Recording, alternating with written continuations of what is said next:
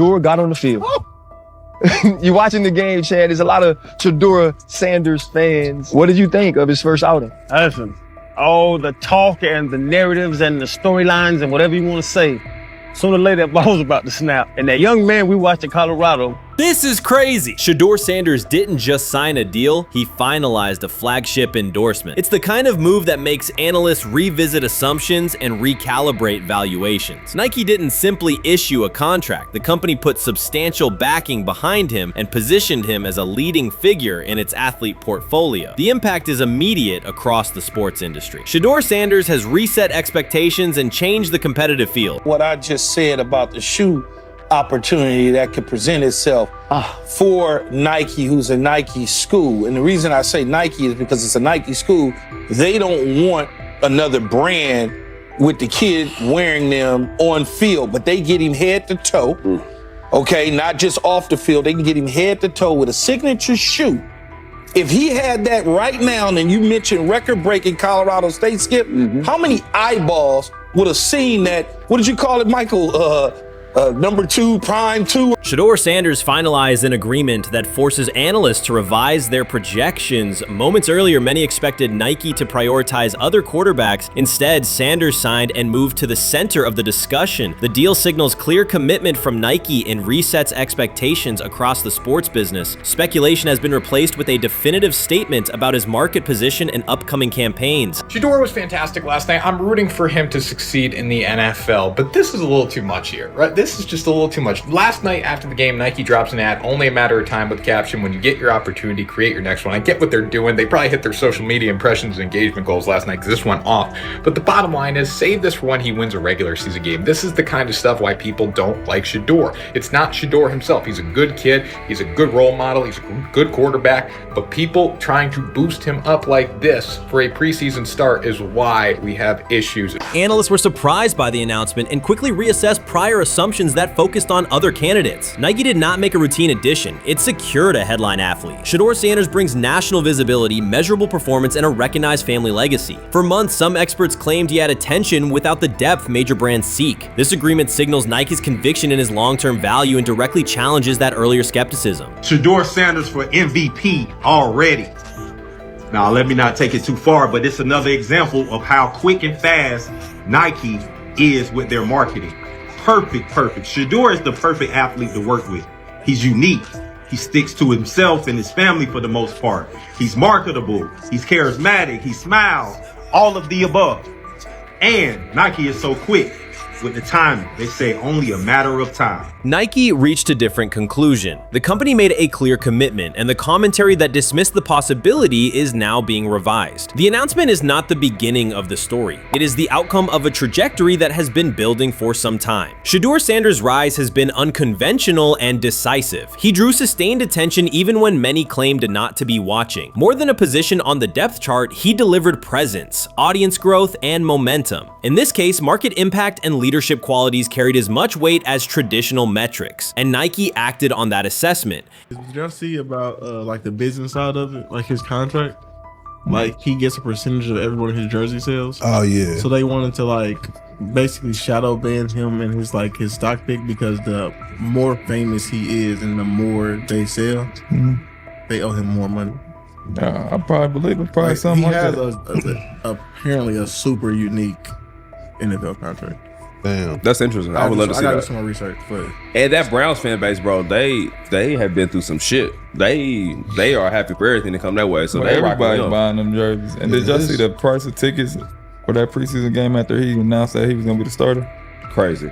Bro, that shit went from $12 to $150. At Colorado, Shedeur Sanders generated consistent national attention through performance, media presence, and high-visibility moments that elevated the program's profile. That positioning aligns with what Nike seeks, not only athletes, but figures who influence culture and drive conversation. The brand signs leaders who can shape markets, athletes whose impact shows up in audience growth, engagement, and partner interest, not just in weekly box scores. Many evaluations missed this broader picture by focusing narrowly on passer ratings and comparisons that failed to capture Sanders' reach and commercial pool. Nike's history reinforces the approach. Michael Jordan became a global identity, LeBron James matured into a generational centerpiece from day one, and Serena Williams reshaped both competitive standards and style narratives. The decision to back Shedeur Sanders fits within that framework, a calculated investment in a quarterback with crossover appeal, measurable momentum, and a recognizable lineage. It signals that Nike views his value as extending beyond on-field results to sustain brand relevance and long-term market impact. Hey, bro. Can we keep it a bean, dog? He shouldn't have been no 5th round pick, dog. He should not have been a 5th round pick. Now, he plays on the Browns. I'm a Steelers fan, so, like, him doing well, it's like, do I really want to see him? Not really. I'm rooting for the brother, though. I'm rooting for him. Probably the one Cleveland Brown player I root for. But 14 of 23, 138 passing yards, 2 TDs. He missed a couple throws here and there. I was like, damn, Shedeur, really? You missed that? You missed that throw? Was it early? Many analysts argue yes. That view reflects an older assumption that endorsement value tracks narrowly with box score output. In 2025, brand decisions weigh audience reach, reliability of attention, and cultural relevance alongside performance. Shedeur Sanders doesn't only produce plays, he generates sustained visibility across platforms and demographics. Nike prioritizes athletes who can maintain conversation even between games. Sanders delivers consistent engagement, repeatable storylines, and measurable spikes in impressions when he appears, factors that translate directly into marketing efficiency. This is less about highlight reels alone and more about dependable distribution, an athlete who moves awareness, traffic, and product sell-through. Recent commentary suggested the NIL market was cooling and that brands would tighten spend. This announcement points the other way. A flagship commitment from Nike undercuts the caution-first narrative and affirms that attention with durability still commands premium terms. Whether audiences tune in to support him or to critique him, the net effect is the same: predictable viewership that reduces campaign risk. The implications extend beyond one signing. This elevates expectations for top college athletes and shifts negotiations toward quantifiable reach, conversion, and content output. Where the question once centered on whether emerging stars could secure 6- or 7-figure packages, the discussion now moves to structure, multi-year horizons, equity or revenue components, creative control, and integrated media plans. Brands will benchmark against Sanders' deal, and athletes will price to the standard it sets. The clause is called prime equity. This clause gives Sanders a percentage of revenue generated from merchandise, sponsorships, and promotions linked to his name and likeness. When they got NIL in the NFL. Oh yeah, that's why people ain't fucking with him. That's what they said. It wasn't that his character was stupid. They was trying He's so smart. Yeah, that's why he got picked so far back, because apparently his agents wanted this clause in the contract. That's interesting. I didn't know that. I didn't either. Shedeur Sanders' agreement establishes a new benchmark for athlete marketing. It confirms that brands will invest at scale when a player demonstrates influence beyond performance, being able to sustain attention, shape narratives, and move product across platform. For the NIL market, the standard shifts from pure statistics to a broader profile: audience reliability, cultural relevance, and content output that can anchor campaigns. There is also an NFL draft dimension. Visibility and expectations intensify when a prospect carries both a high-profile surname and a flagship brand relationship. As Deion Sanders' son and now a leading Nike partner, every snap will be evaluated as a proof point. Strong stretches will be read as validation of the investment. Mistakes will draw outsized scrutiny. The spotlight becomes a constant variable in his development. This deal reflects a family strategy as much as an individual one. Deion Sanders understands sports branding and has built a repeatable playbook around it. Nike did more than sign a quarterback. It aligned with a multi-generational platform that consistently commands attention. Analysts who framed this as a single athlete decision missed the leverage of the broader enterprise. The Sanders name functions like an established asset, recognizable, durable, and connected to a large, engaged audience. Nike's bet is not only on Shedeur's on-field trajectory, but on the continuity of a legacy brand that spans eras. The value proposition is clear: storyline, lineage, and long-term market impact, with on-field results serving as an accelerant rather than the sole driver. I think Shedeur can play. I thought he was the best quarterback in college football a year ago. Okay, he was supposed to be the #1 pick 6 months before the draft. It paid 1-to-1, from an odds standpoint. But Will, and I know how. I already know how this is going to go. I already know how this is going to be received by a lot of people, because I'm going to be labeled a hater or even worse. What comes next is expansion. This agreement is not only a payout, it is a platform. The core question is no longer whether Shedeur Sanders will succeed, but how far his brand can scale before he takes an NFL snap. Signature footwear, dedicated apparel, and placement in major Nike campaigns are all realistic pathways, potentially arriving before his rookie season begins. That scope is why the announcement is drawing sustained attention. The reaction also reflects an admitted miss by many observers. They undervalued the shift toward athletes who can carry conversation and commerce between games. Nike anticipated that change and moved early. The immediate task is to assess the broader impact on college athletics, the NIL market, and competing brands that now have to reprice and reposition. In practical terms, this deal sets new expectations for structure and visibility. It ties Sanders to a global distribution engine and makes each appearance a measurable marketing event. The narrative is straightforward.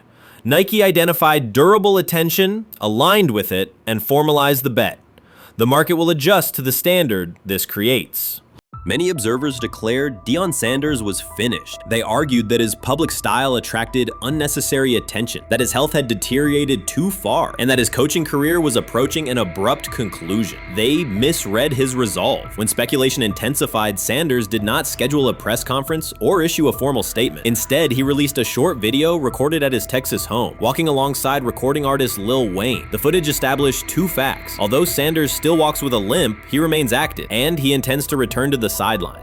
Reports from USA Today and ESPN confirm that Sanders had temporarily left Colorado to recover from a significant, undisclosed medical condition. He lost 14 pounds and missed several summer practices, leading to widespread debate about his future. Unofficial sources suggested complications related to previous blood clot issues, but no official diagnosis was provided. Throughout Sanders' absence, numerous media outlets framed his situation in crisis language, frequently questioning whether he would coach again. By comparison, when coaches such as Lincoln Riley paused their duties for health or family reasons, coverage emphasized understanding and patience, an imbalance that reflects a common difference in how high-profile black coaches are treated. Sanders' silence was not a retreat, it was a period of recovery. During rehabilitation, he relied on family, faith, and trusted colleagues, yet stayed connected to his program through brief online updates. The video with Lil Wayne demonstrated that he retained strong support from influential friends, countering narratives that portrayed him as isolated or on the verge of retirement. The visual evidence showed that his setback is temporary,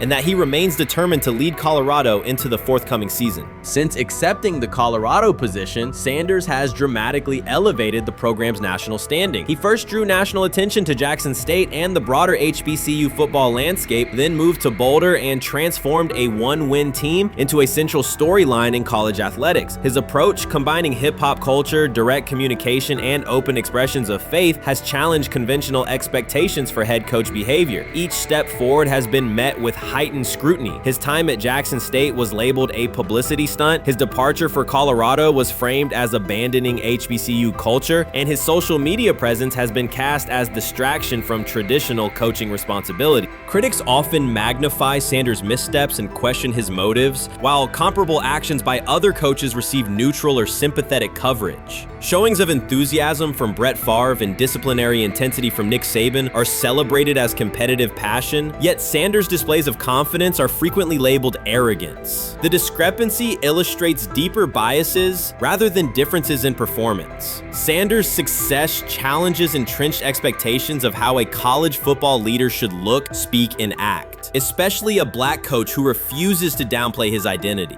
During his convalescence, Sanders maintained close communication with his staff and athletes, reinforcing the standards he had established: discipline, accountability, and belief. The program's daily messaging continued to emphasize preparation and resilience, signaling that Sanders' influence persists even when he is away from campus. Athletes echoed his mantras during workouts, confirming that his leadership extends beyond physical presence. Sanders acknowledges the seriousness of his medical challenge, but has refused to let it define him. He has publicly discussed leaning on scripture and prayer, explaining that his purpose as a mentor, father, and coach extends beyond personal adversity. In that context, the video of him walking in the Texas sun was less a strategic media effort than a straightforward demonstration of continued commitment to his team and mission.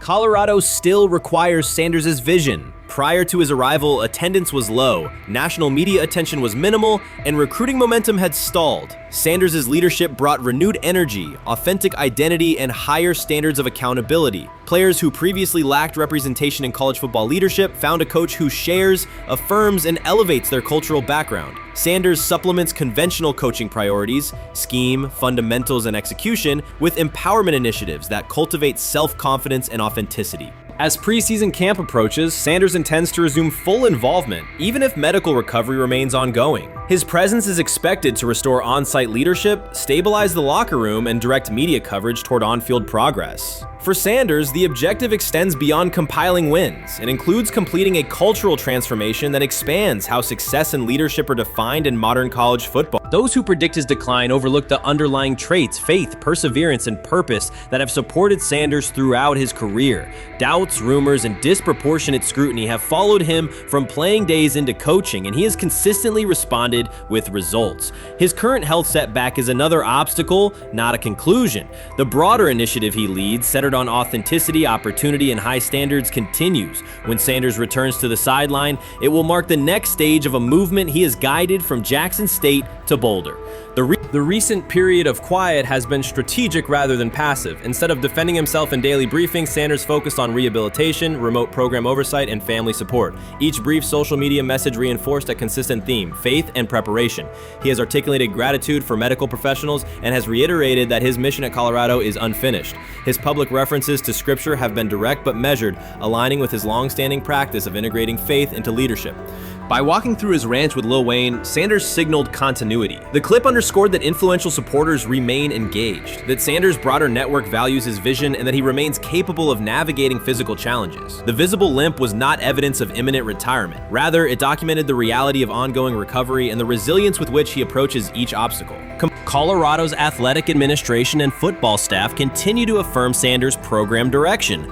Recruitment communications cite his established record in fostering cultural relevance and national exposure. Prospective athletes respond to a coach who presents a transparent path to development, both on and off the field. Current players refer to Sanders' coaching points with clarity, citing specific drills and expectations that remain unchanged during his absence. These indicators demonstrate that the core structures Sanders implemented are functioning, and that his return will be an amplification, not a restart. Criticism regarding Sanders' public persona often conflates media style with coaching substance. Analysis from opponents suggests that social media engagement dilutes football preparation, yet Sanders' staffs emphasize time management and delegation. Defensive and offensive coordinators handle in-game adjustments, while Sanders directs overall culture, recruitment, and leadership. He has articulated that visibility serves to amplify program accomplishments and enhance player opportunities, not replace strategic football planning.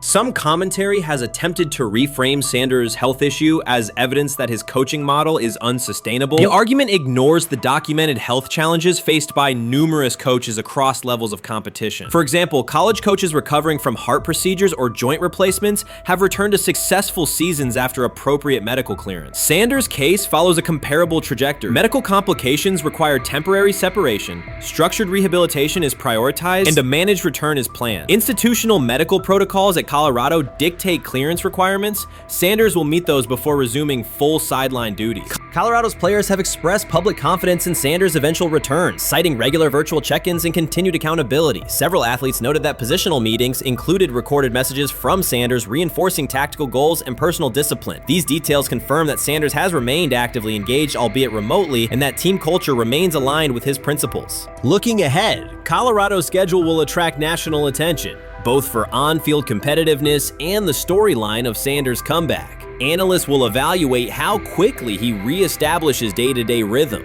and whether his physical limitations influence practice oversight. Internal planning accommodates gradual escalation of responsibilities, with medical staff and strength and conditioning personnel contributing to phase reintegration.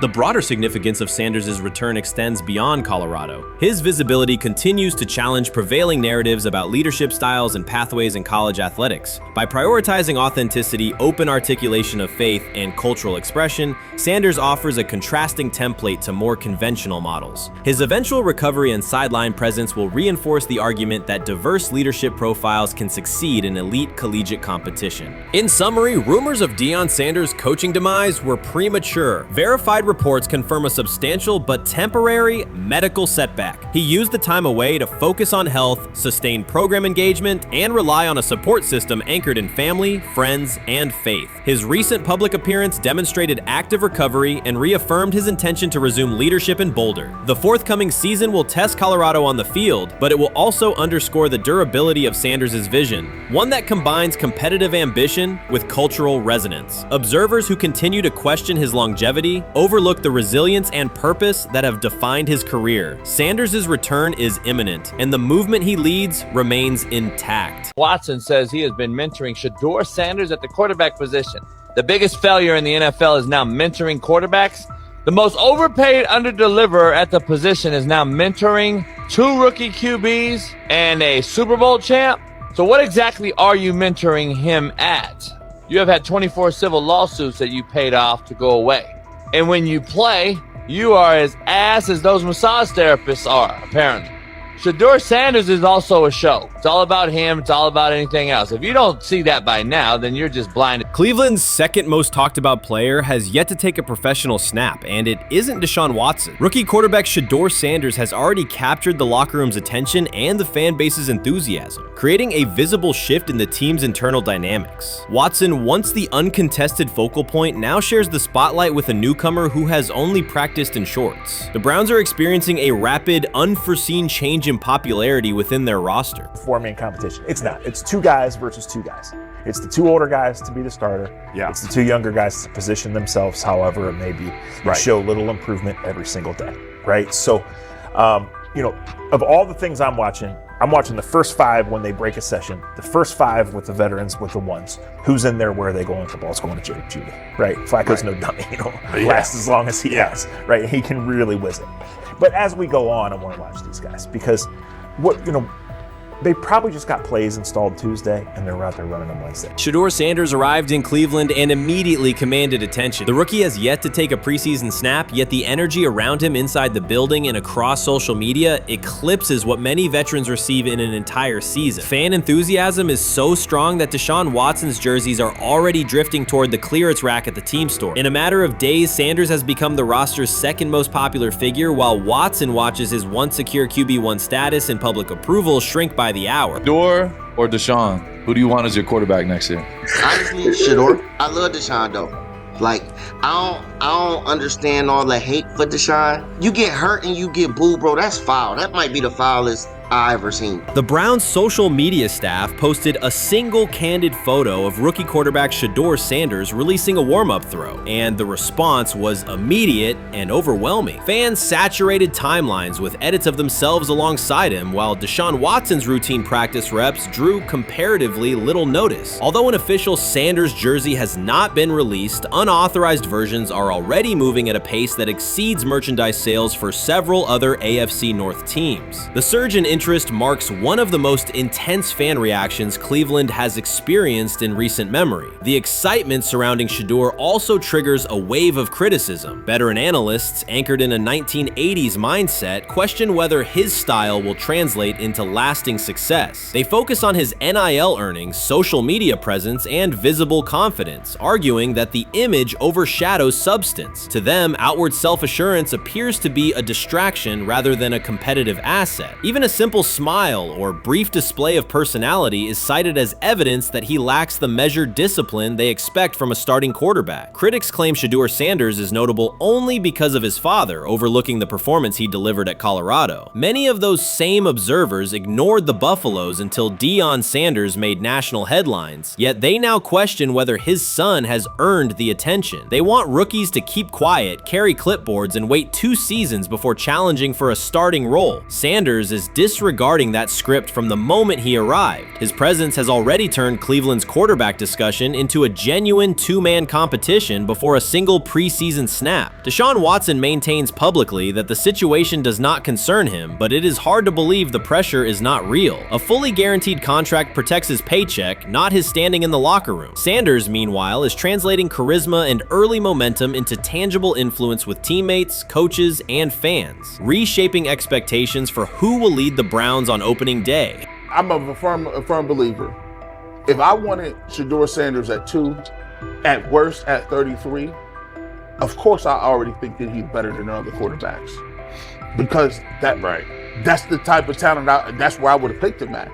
And if he was at 2 or 33, and he still had this same exact skill set, we would be talking about him starting and playing. Right. Well, that'd only be 3 quarterbacks. It'd be 3 not quarterbacks, 4. not 4. Yeah. But since he moved to the 5th round, that's cool. They might have to go along with it. But to me, I think if you ask who got the best tools, I'm going with Shedeur. Shedeur Sanders has not taken a single professional snap, yet discussion about him has split NFL social media into 2 camps. One side already argues he should start immediately. The other worries about what that means for veteran quarterbacks like Deshaun Watson. Reporters now line the perimeter of Browns camp, scrutinizing every inconsistency in Watson's spiral and every precise throw from Sanders during drills. Each well-placed pass is clipped, posted to TikTok, and captioned as evidence of a future QB1. Cleveland is no stranger to quarterback drama, but this situation is different. Rather than cycling through another unproven starter, the franchise is dealing with a rookie who entered with more polish, public attention, and perceived readiness than most first-year players. Fans chant Sanders' name before he has appeared in a preseason game, while the established starter works to maintain his relevance. The atmosphere is not yet a full controversy, it is a countdown. Traditional analysts insist on the importance of experience and respecting the process, yet Sanders is progressing on the timeline set by the supporters who already view him as the next leader of the offense. Shedeur is lighting it up in practice every day. You're not even a half bit curious to see what he could do with the ones. That makes no sense. And then on top of all of that, you got players going on podcasts and talking to people in the media saying this guy is really good. Like, this guy is legit. So even your peers respect you enough. How is it that the coaches can't see that? It always starts with the players, where the players like, hey, you seen that pass he threw? The Cleveland Browns were taken by surprise when quarterback Shedeur Sanders stepped in for first-team snaps, asserting control of the drill and instantly highlighting deficiencies across the rest of the room. His confident command forced coaches to pause practice clips, reevaluate progressions, and consider immediate adjustments to the depth chart. Within minutes, discussions spread throughout the facility and online forums as fans weighed what Sanders showing means for the current starters. The organization now faces an urgent, data-driven decision on whether Sanders should move up permanently. Shedeur Sanders arrived at Browns practice, took several first-team reps, and the entire quarterback group immediately felt the pressure. Coaches erased the whiteboard and reviewed their plans. Staff members exchanged concerned comments, and observers began asking whether Sanders was positioned to assume a larger role. Tony, every year we see at least 1 to 2 teams. They were in last place in their division the year before. No one thought they'd be good, and then they were good. It almost seems like no one's even assuming the Browns can be that, but we see it happen every year. And I get the quarterback stuff, but correct me if I'm wrong, Tony. The Browns are trying to run the football, play good defense, not turn the ball over in the passing game, and try and take advantage when they can, correct? That's what they're trying to do.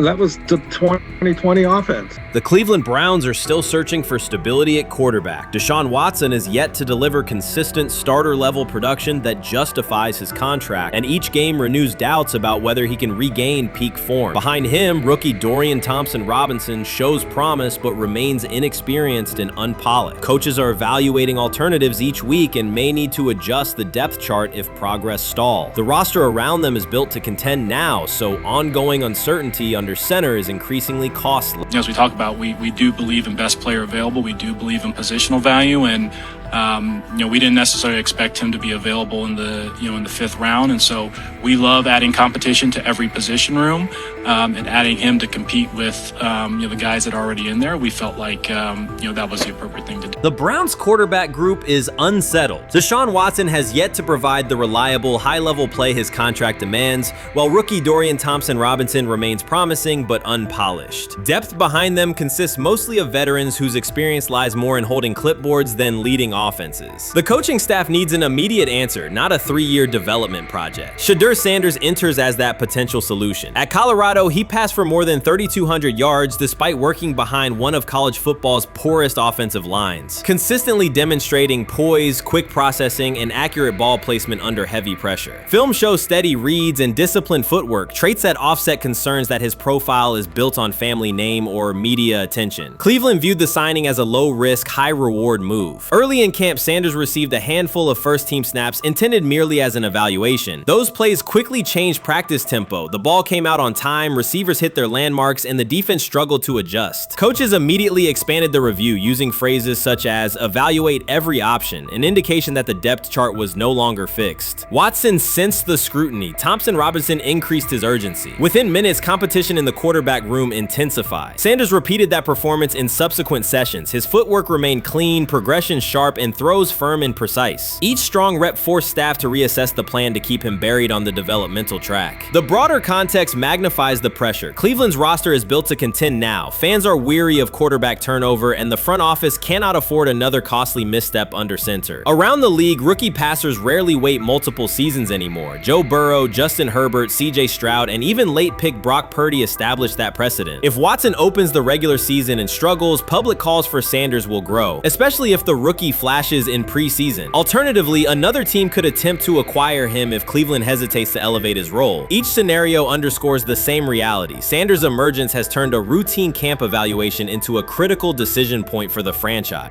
And we saw Dillon Gabriel go 11-on-11 with the first team, Shedeur Sanders go 11-on-11 with the second unit. So that was really the big wrinkle today.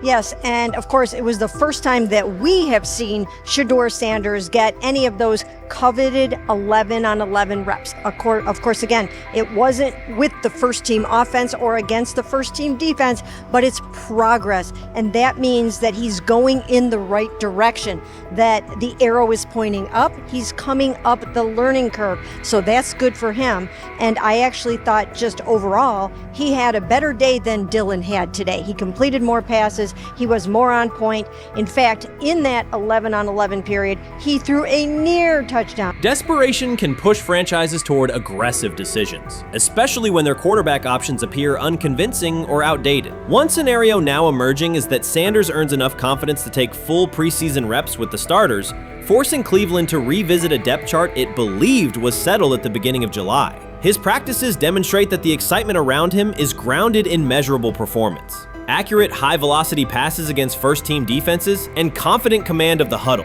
Each strong outing also heightens league-wide interest. Rival scouts adjust evaluations, and general managers revisit their notes, aware that a viable young quarterback may soon become available. Inside the facility, the personnel staff must balance short-term results with long-term roster planning, knowing that an early move could reshape salary cap allocations and locker room dynamics. The pressure on Watson and Thompson Robinson escalates accordingly. Both must produce visible progress to maintain their current roles. Cleveland's recent history shows how quickly promising quarterback situations can devolve into controversy. The franchise has turned potential breakthroughs into organizational turmoil before, so observers remain cautious about how this competition will unfold.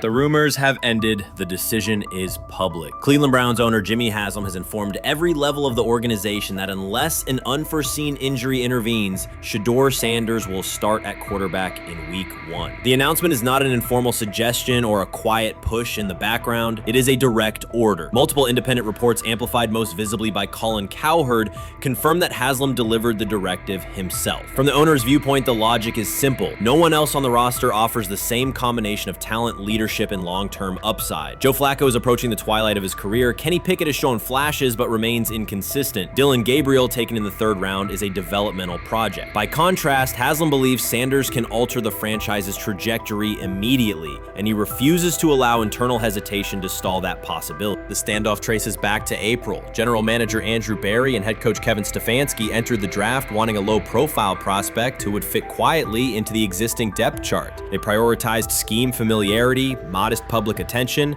and a clear developmental timeline. When the board lined up, they reached for Gabriel in round 3, reasoning that an early investment would justify keeping a rookie on ice behind the veterans. But Sanders continued to slide, first through day 2, then deep into round 5. Haslam watched the names come off the board, convinced the league's bias against Deion Sanders' outspoken son was obscuring legitimate first-round talent. When Cleveland's 5th-round pick arrived and Sanders was still available, Haslam intervened. He did more than approve the choice, he overrode the original plan, making it clear that the organization would select Sanders and give him every chance to compete. From that moment on, the Browns' internal narrative splintered into 2 camps, those ready to accelerate around their owner's vision and those still trying to protect their original approach. Once rookie minicamp began, Sanders erased much of the speculation. He commanded huddles, processed coverages quickly, and delivered throws with anticipation that belied his draft slot. Teammates noted his willingness to accept blame for missed timing, then correct the error without dramatics. While Flacco and Pickett split most first-team reps, Sanders treated limited opportunities as full-speed auditions. During organized team activities, he identified blitz looks, redirected protections, and consistently found his second read when the primary route was covered. More than one defensive veteran told local reporters that Sanders looks like the best arm in the building. That assessment forced Barry and Stefanski to reevaluate their timetable. They could no longer label Sanders a long-term project without contradicting on-field evidence. Drafting Gabriel 2 rounds earlier had provided the staff an excuse to slow roll Sanders' ascent. Coaches could point to investment cost, meeting room familiarity, and installation comfort to justify Gabriel's snap share. Yet each practice rep in which Sanders outperformed the 3rd rounder weakened that shield. Behind closed doors, position coaches began requesting more Sanders film for cut-ups, and offensive assistants quietly shifted meeting questions toward concepts the rookie already executed well. By mid-June, Barry himself started describing Sanders not as a developmental asset, but as a competitive option.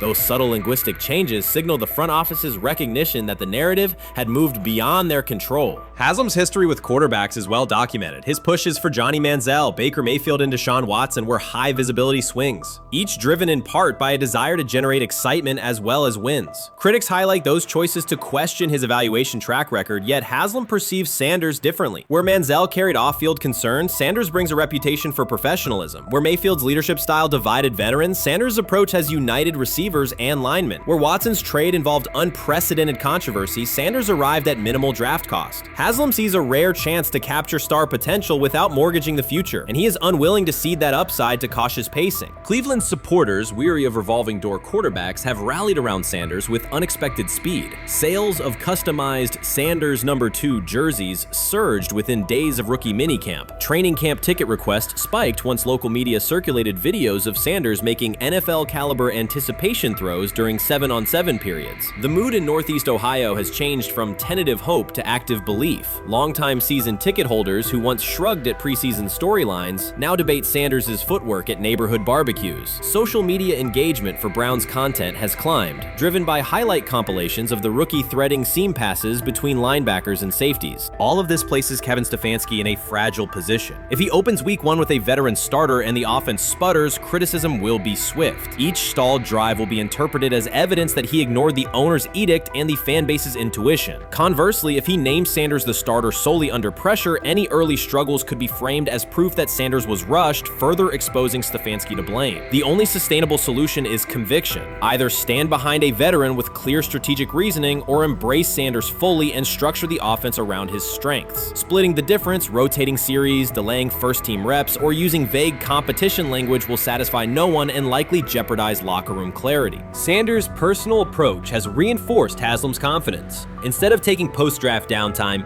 he traveled to Texas to train in full Browns gear at facilities near his father's home. The leaked clip of Sanders executing footwork drills in helmet and pads wasn't a marketing ploy. It was a glimpse into a quarterback visualizing Week 1 live. Team personnel who viewed the footage recognized purposeful rehearsal, cadence calls, pocket movement against simulated pressure, and follow-through adjustments based on imagined rush lanes. Observers asked why a rookie would conduct such intense solo sessions in May. The answer is straightforward. Sanders does not view himself as a developmental pick. He considers himself the starting quarterback of the Cleveland Browns and prepares accordingly. On pure ability, Sanders' arm strength ranks with the league average for starters. His accuracy to the intermediate middle, an area where the Browns' current scheme generates high leverage completions, has drawn consistent praise from receivers. The primary areas still under review are blitz recognition and live bullets and timing on deep outbreaking routes versus press coverage. Those developmental checkpoints are significant, yet daily practice reps show acceleration. In contrast, Flacco's mobility limits the boot action game that Stefanski installed to help Mayfield early in his tenure. Pickett can extend plays, but struggles to attack tight windows between linebackers and safeties, an essential requirement in Cleveland schematics. Gabriel remains an unknown at NFL speed. Thus, the competitive landscape favors Sanders sooner than the coaching staff originally planned. The franchise now stands at an inflection point. Haslam's mandate, the locker room's growing support, and the fan base's enthusiasm all tilt towards Sanders. The front office's earlier strategy, anchored in patience and quiet development, is increasingly untenable. Barry's shift in messaging indicates grudging alignment, but final authority over the depth chart rests with the coaching staff, unless ownership directly intervenes on game day decisions. A move rare but not unprecedented in the NFL. Should Stefanski align with the owner and name Sanders the starter before preseason concludes, he can claim proactive vision and tailor the offense through training camp. Should he resist and open with a veteran who falters, he risks rapid loss of credibility and possibly his position. Either path carries pressure, but only one aligns with the momentum sweeping through the building. For 2 decades, the Browns have cycled quarterbacks without securing a stable star. Each new hope, whether draft pick or trade acquisition, has collapsed under injuries, inconsistency, or organizational disarray. The possibility that Sanders could finally anchor the position is not merely a football storyline. It is a potential cultural reset for a fan base defined by resilience. Haslam's insistence reflects that awareness. Cleveland needs a leader who can win on Sundays and project confidence every other day of the week. Sanders has shown he can shoulder expectations without retreating from scrutiny. That trait, more than arm talent alone, is why the owner views him as indispensable. Voluntary workouts transition to mandatory minicamp next week. If Sanders receives a substantial share of first-team snaps, observers will interpret it as the staff's acknowledgement that the competition is tilting decisively.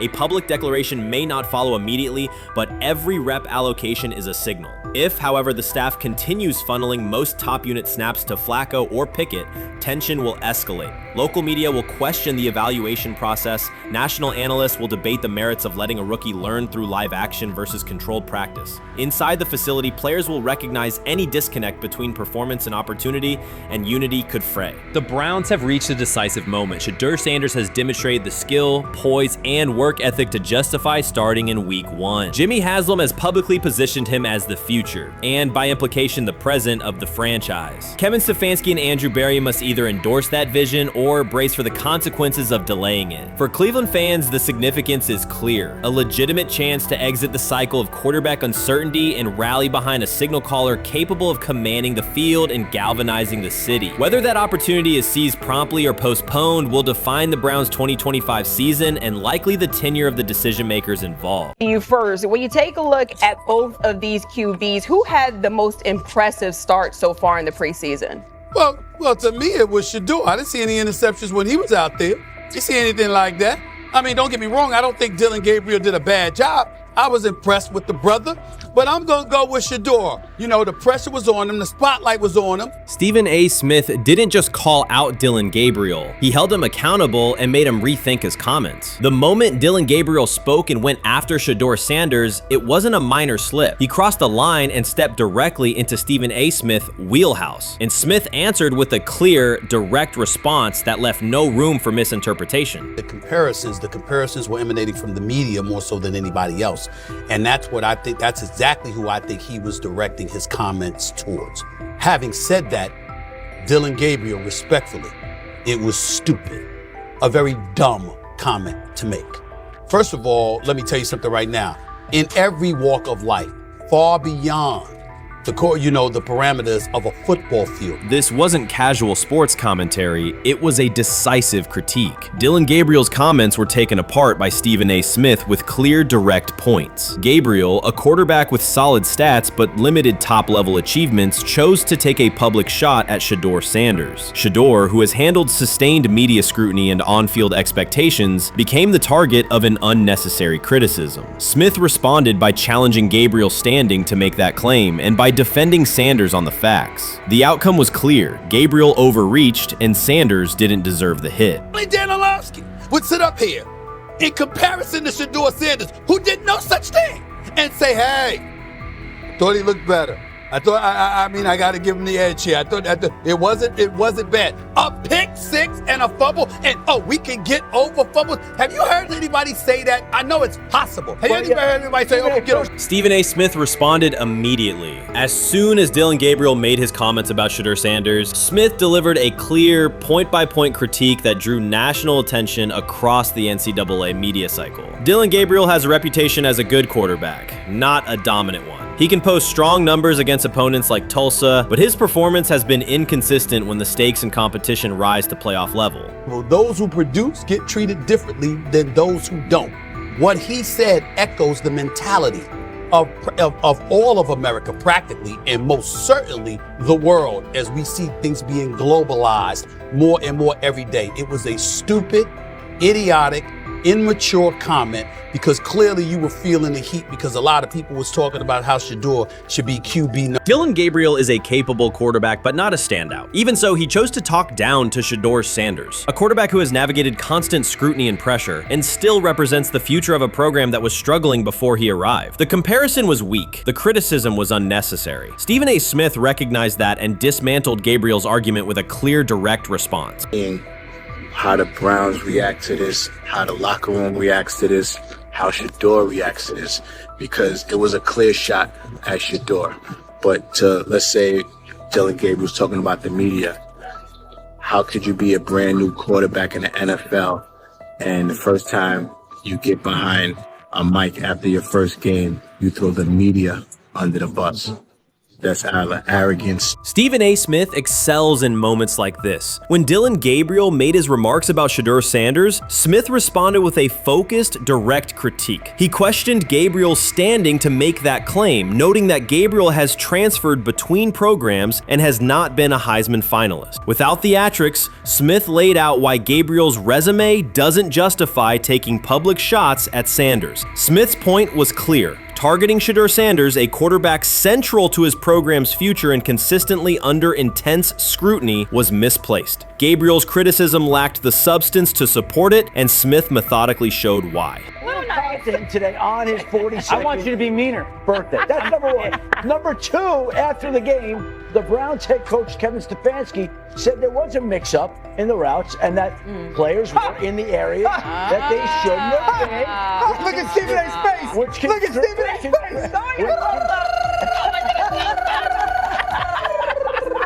Look at his face.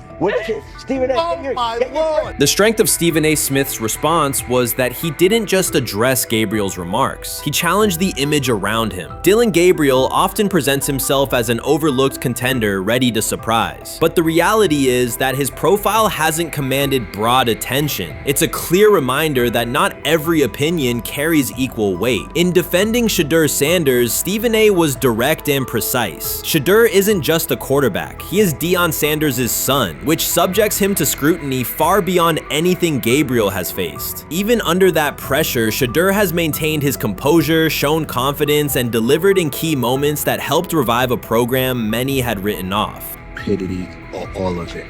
I thought it was a clear shot at Shedeur due to the fact that his Oregon coach threw a shot at Coach Prime and Shedeur during their meeting at Colorado last year. But you know what? The cream rises to the top.